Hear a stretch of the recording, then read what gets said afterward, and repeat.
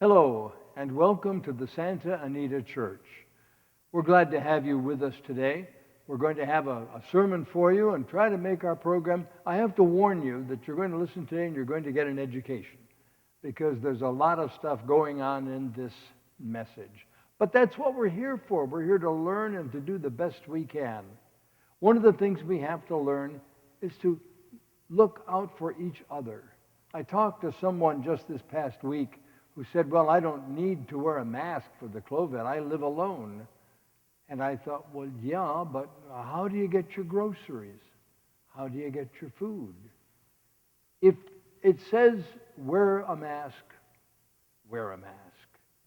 If you want to eat well, eat well. If you want to go out to a restaurant that's open, enjoy yourself. But keep yourself and the people around you safe at all times. All right? We'll have more of an education than that going on, but for right now, that's it. So welcome. I'm Terry Keenan, the senior monster, as I call myself, senior minister of the Santa Anita Church, and I'm looking forward to this message coming to you this morning because we can all learn from it. Thank you for being here. I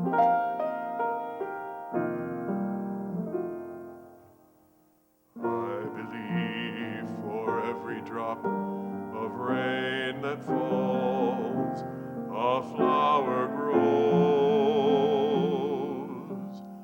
I believe that somewhere in the darkest night, a candle glows. I believe for everyone who goes astray, someone will come to show the way.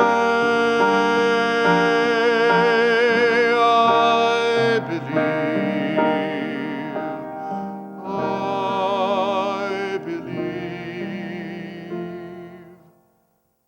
I believe above the storm, the smallest prayer will still be heard.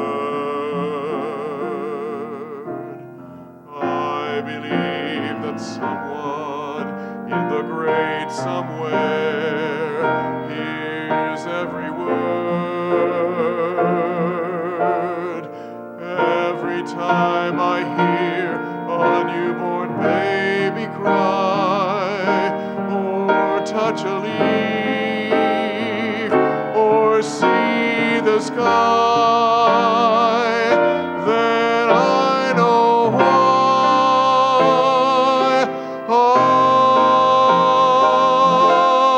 I believe.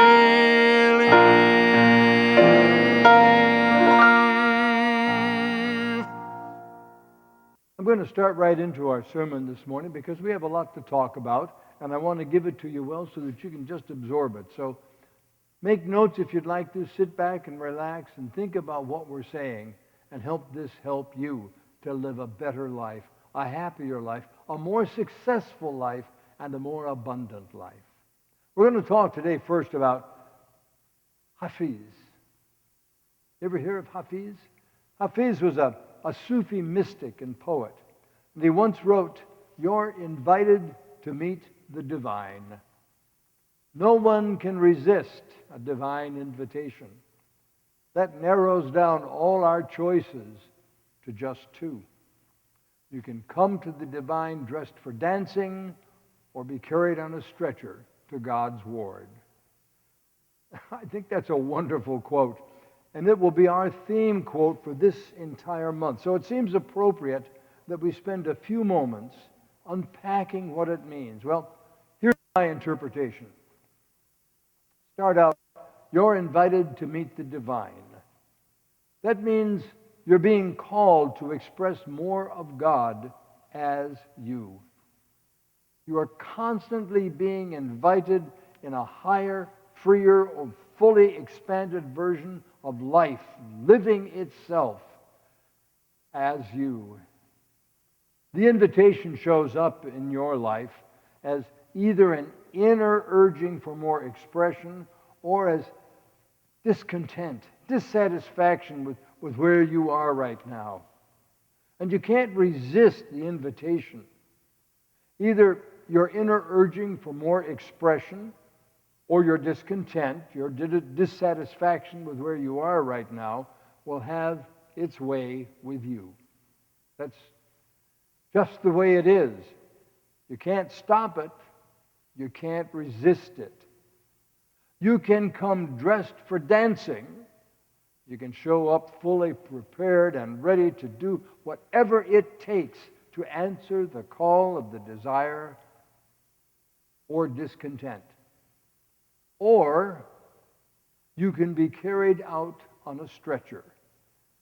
And that translates as you can resist the call of the desire or get mired down in the discomfort and agree to a life of struggle. So, I don't know about you, but I would rather accept the divine invitation dressed for dancing. What do you say? Good. Then each week this coming month, that is what we will do. And there just might be actual dancing involved. Who knows? Or, said another way, we will consciously, actively, deliberately, purposefully, and intentionally answer the call to be the fullest, freest, most expanded expression of the divine that we can be, whether it comes as a desire or as discontent. So this morning, I want to expand on, deepen into some concepts we have explored here before. See how good your memory is if you're an old-timer here. It's the idea of our spiritual evolution being a series of 4 stages. Now, I don't know if you remember what they were in that, but I'm going to go over them with you now briefly so you can see what I'm talking about. The first stage is, why me? That's the victim stage. The second one is by me, because there is a universal law that responds to my consciousness. I am a creative being, so I can make things happen. Powerful, important stage, but it's not the end. The next one is through me. The Father within doeth the work. Remember when we covered these? And finally, as me. I am one with God. The concept of these stages came forth years ago, and we're still spot on using them today. Many years after the stages were articulated like that, I learned of another way to look at them, and I'm going to share that with you now because it may make it a little different for you, and it helps to break down some of the mumbo-jumbo. The mortal, which was the first one we talked about, equating the why me stage. The metaphysician is the by me stage, not B-U-Y, B-Y. The mystic happening through me, and the master as me. Same stages, but labeled differently and very descriptively. Today we're going to take an ever so brief look at the first stage, and then much more at the last 3 in an even deeper way as they relate to being dressed for dancing to answer the divine invitation. So, before talking about the how we dress for, dancing to answer the divine invitation, let's spend 2 minutes exploring how we show up on the stretcher. And that is by hanging out in the first phase of spiritual development. Hanging out there. The why me, or the mortal stage, is next. And at this stage, life is a real struggle. You feel separate, disconnected, alone. You feel powerless, a victim of circumstances, and all you can see is how life failed you. And you think in this stage things are being done to you. Mm-hmm. And when we are on this stage of the why me or mortal, we believe that the circumstances we find ourselves in, every relationship, every failure, every challenge is because of what life has done to us. When we encounter challenges, problems, pain, we look outward. And we spend a lot of time in crises consciousness. Crises, a number of things happening, as opposed to Christ consciousness, which, of course, occurs at a more expanded stage. There's a perfect way to know if we are in this stage. It's accompanied by quite a bit of noise, drama, and complaining, and the back of your hand is usually velcroed to your forehead. Oh, why me? What has happened now? You recognize that? Yeah, we've all been there. I don't know about you, but I want to be completely and totally done with that stage. You? Good. Then let's do this together. Wipe your hands several times and shake them out. And then say, been there, done that, got the T-shirt, and I am ready to move on permanently. Thank goodness. Can I do that again? All right, you watch me the first time. Rub your hands together. Get rid of this problem. Been there. Done that. Got the T-shirt to show for it. And I am ready to move on permanently. Thank goodness. Well then, let's move on. Let's move on to the second, the third, and the fourth stages in our evolutionary process and see how they related to being dressed for dancing to answer the divine invitation. The second is by me, the metaphysician approach. And this stage is an empowering stage because here we learn all about our co-creative abilities. In this stage, we identify our visions and our dreams and our goals. We are in touch with our desires and our divine discernment and our divine discontentment. Not in a why me or mortal way, but in a way of realizing we are being called to something more. And we realize we have the ability to bring it about. We definitely put on our dancing shoes in this stage. Spirit, the divine, has planted this vision in you. That's why you crafted it. That's why you're longing for it. Here's a very, very cool thought for you. By the time you become consciously aware of the vision, it is actually an echo of the universe longing to express and experience itself in this way as and through you. The very life energy that is moving in the entire universe and that is breathing you and has called you into being has given you an idea of a greater life and is now leaning you into your urges and moving you forward, just like the way life whispers to a blade of grass.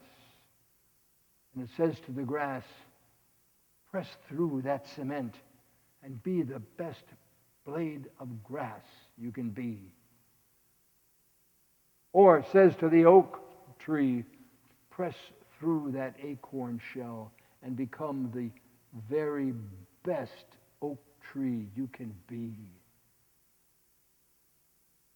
Life is whispering to you that way. Press through those barriers and restrictions and be all that you can be. In the absence of you leaning into your vision, our world is a lesser place. the liberation of life in you in ways that you delight in is the most wondrous thing there is. You light up. Everything gets easier. Life gets to be more fun, and it becomes contagious. You become a blessing to everyone you know. So in this stage, we tap into that vision, and we begin to learn and use the law of mind as a way to demonstrate the expanded life. We create a mental pattern, pictures, feelings, words, writings for this life. Now here's where the conversation goes deeper than the by me or the metaphysician, I'll say it, conversations we've had in the past. And it comes from the work of a modern mystic, author, speaker, teacher named Gay Hendricks. He calls it the Newtonian way of being. Now, to go there, we must become aware of Newton's third law of mission and of motion. Do you have any idea what his third law was? Do we have any scientists in the house? Well, for every action, there is an equal and opposite reaction. Bet you've heard that before, huh? When we launch an intention to answer the divine invitation to express God more fully, we can bring up old, opposing stuff. Oh, has that ever happened to you? No, it happens to a lot of us. So we must become willing to clear any limiting beliefs and feelings that are in the way of the creation of our dreams and visions. At the by me metaphysician stage, I said it right that time, we use visualization and affirmations to bring up and clear out those invisible barriers. And at this stage, we also know the importance of releasing the dream, the desire, with the intention that it will come in the right way and the right time. And certainly, this is our final step in a spiritual mind treatment, an affirmative prayer. It's called release. We let it go and know it's going to return. Everything in this stage is vitally important in our spiritual evolution, but it isn't the final answer. Why do I say this? Well, there's proof. And the proof is the results. Ernest Holmes, in the final conclusion to the Science of Mind textbook, said, "I would rather see a student of this science prove its principles than to have him repeat all the words of wisdom that have ever been uttered." And sometimes we do all of this perfectly. At least we think we do. And yet, we don't have the experiences we were envisioning, right? What sets in? Great disappointment. Even disillusionment, perhaps. This stuff doesn't work, we say. Oh, I've heard this one a lot. This stuff doesn't work for me. And that's because we haven't gone far enough. There are two more ways of being. The third is the through me, the mystic, or in Gay Hendricks' language, the Einsteinian stage. The mystical or through me stage of our evolution of consciousness is a place where we surrender more and more to the divine, where we desire to simply be an open vessel for God, where we realize that something bigger than our finite humanness is operating through us. It is the place in our evolution where we recognize the power in the words of the Beatles song, "All You Need Is Love." Or, if you remember this, England Dan and John Ford Coley's song, "Love is the Answer." Hendricks called this the Einstein stage because it is based on Einstein's law of vibration. You didn't know you were going to get a science lesson today, did you? I warned you, but I promise there won't be an exam at the end.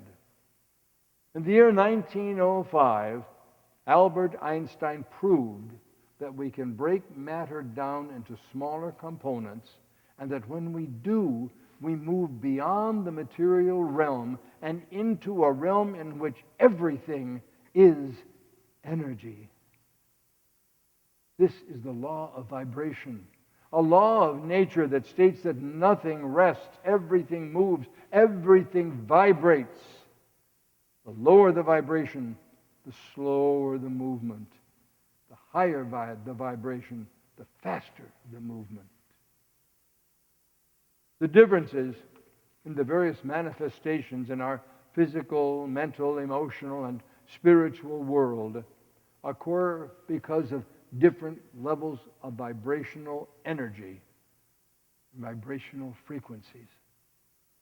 Feelings of fear, anger, resentment, victimhood, all of these vibrate at a very low frequency, while the feelings of joy, gratitude, and love vibrate at a higher frequency.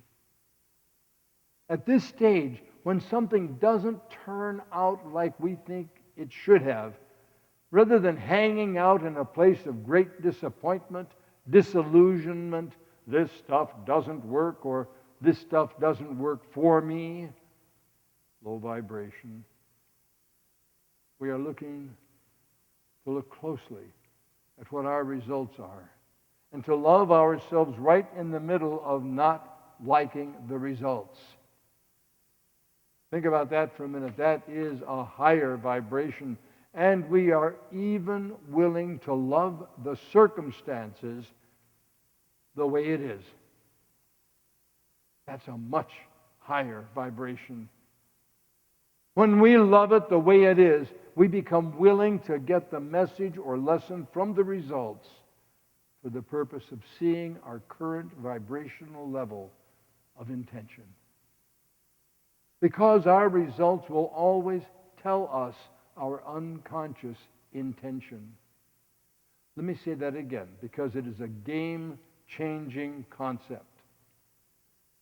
Our results will always tell us our unconscious intention. The moment something isn't working, that's what needs to be embraced and loved. Something is creating the result you don't want in the experience, and it's found the key to why. The reason it's not working is because there is an interior clog between it and you that is keeping it from manifesting.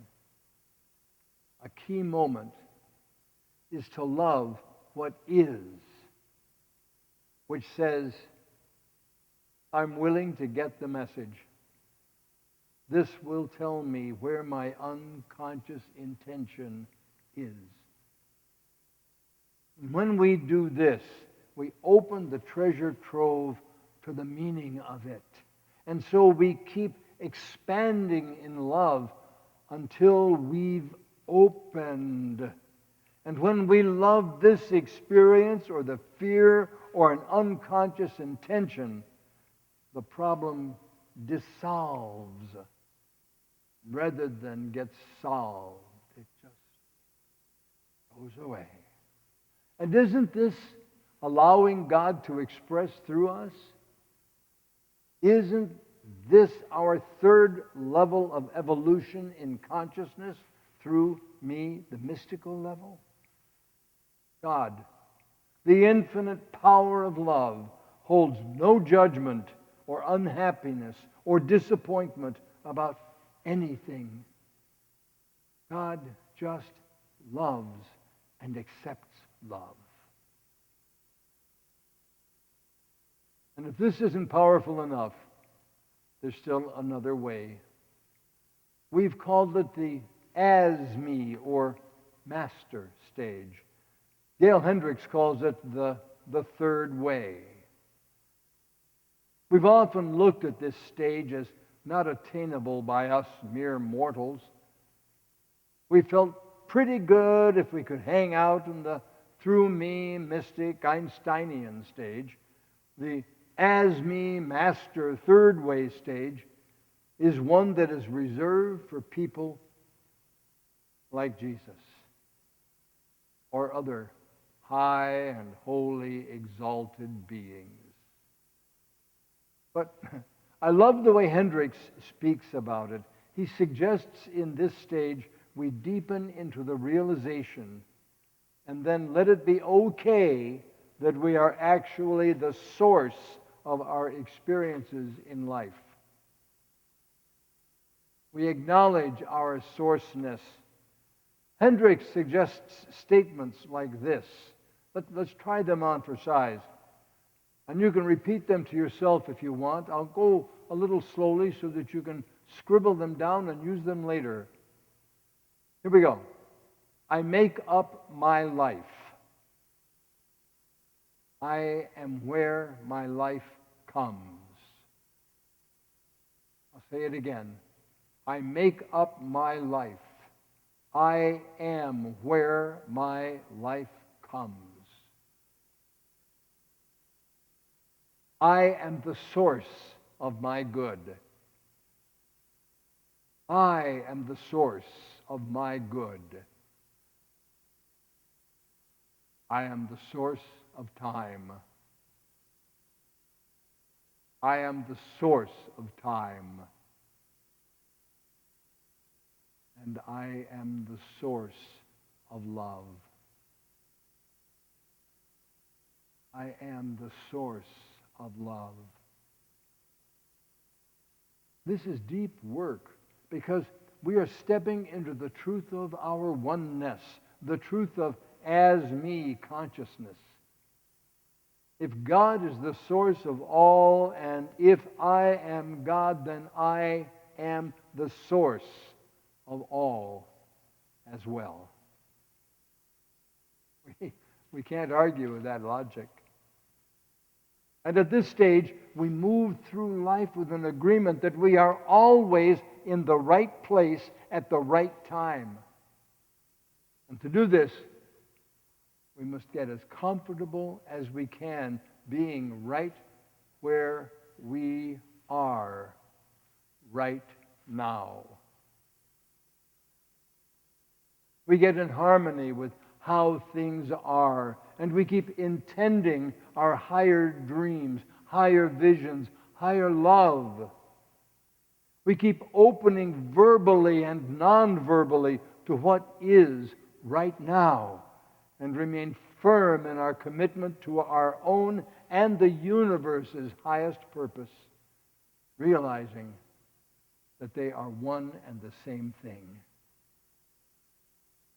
Holmes' final words in the final conclusion of the Science of Mind, after the part about proving these principles I shared earlier, are these. The essence of spiritual mind healing and of all true religious philosophy is an inner realization of the presence of perfection within and around about.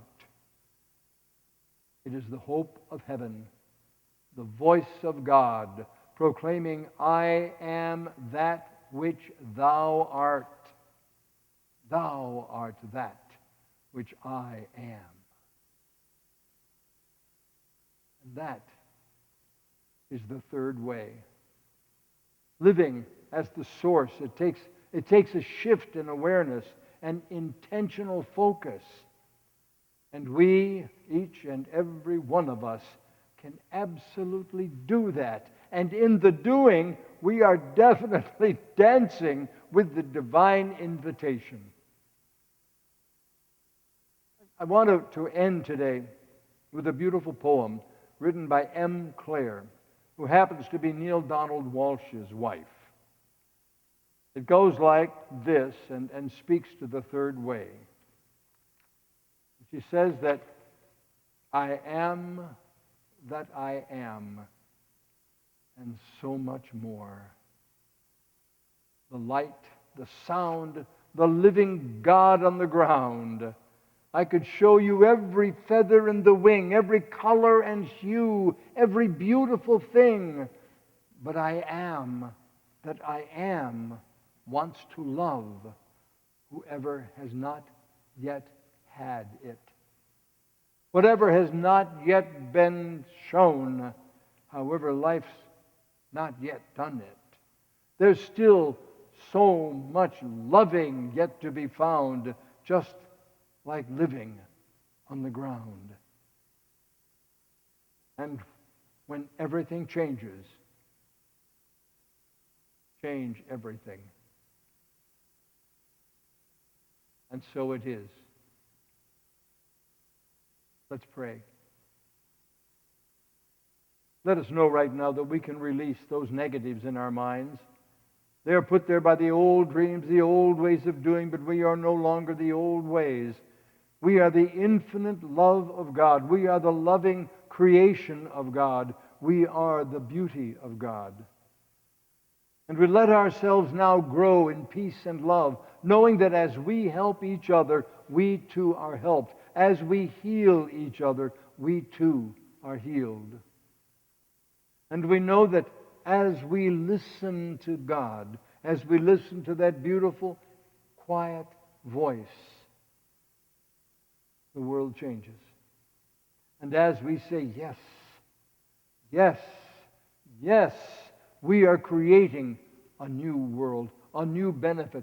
God is working through us to show us the right way to be, the right way to do, and we are taking that help, that love, that lesson, and putting it forth and creating all we can.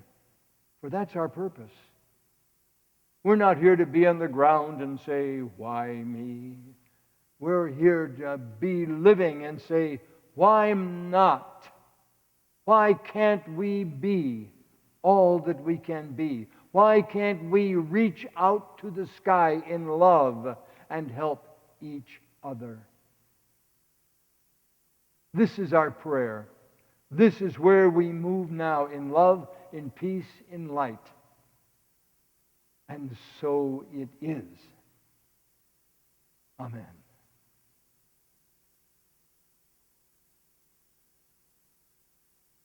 I hope you enjoyed that message and prayer this morning. I felt it was wonderfully exciting to present and to do and to be with. Let yourself grow and understand, and this is the part where that's important, we receive by giving. We grow by allowing ourselves to be small.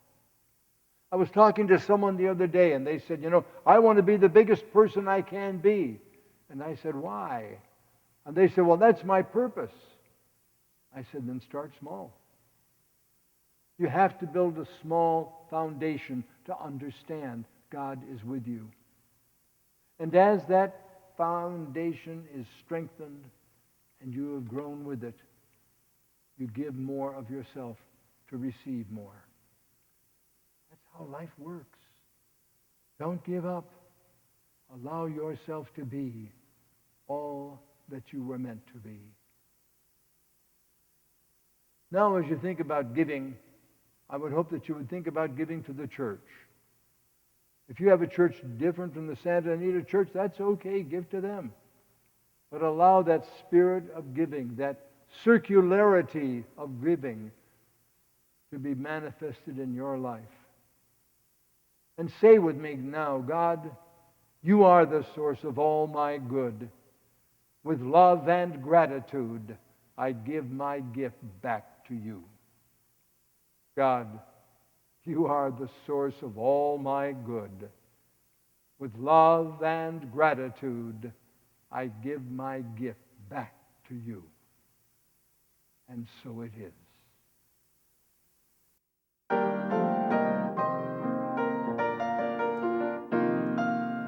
Let there be love on earth, and let it begin with me. Let there be love on earth, the love that was meant to be. With God as creator, united all are we.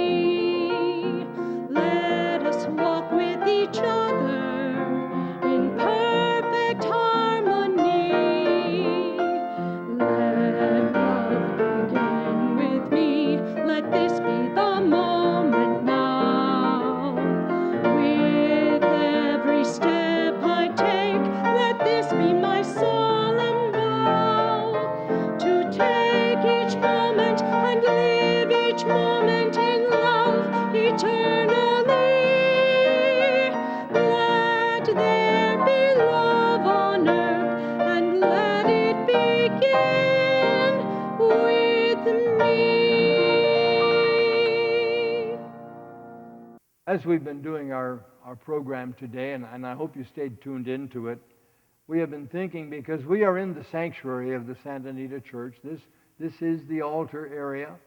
This is the way it is every Sunday, except we have more things festooning it and more lights and more flowers. But I was thinking as we were doing this, looking back at the entrance door to the church, there's been a peacock back there, a male, who has been using this entire period to spread his tail feathers and show us just how spectacular he is. And I was talking before we started this, and I thought, I wonder how much energy it takes to create that tail every year for the growth. How much energy do you have to put into your growth? How much energy do you have to pray, to treat, as we would say in religious science, to be part of the answer? How much energy do you have to put forward in love? Yesterday, I was in one of the local stores, and as I was doing my shopping, another man and I saw each other and talked for a little bit, just chewing the fat a little bit on the way. Well, as luck would have it, when we got up front, I was behind him at the check stand. And as you know now, when we are in a check stand, if this is the register and we're not the one there, we have to be back at least this far.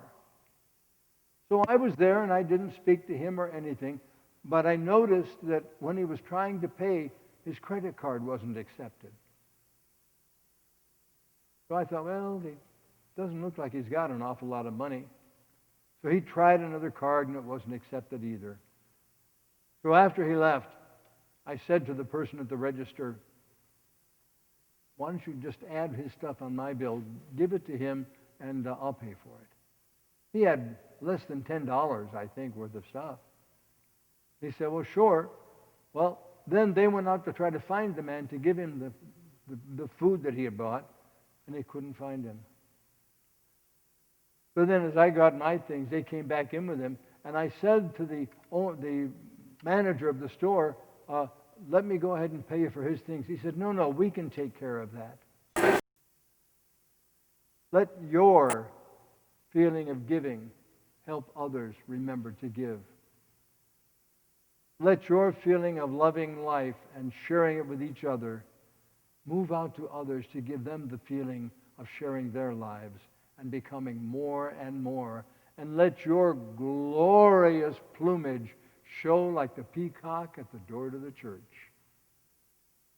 And as you do that, know that you are where you belong, and know that right now the light of God surrounds you. The love of God enfolds you. The power of God protects you. And the presence of God watches over you. Wherever you are, God is, and all is well. Amen.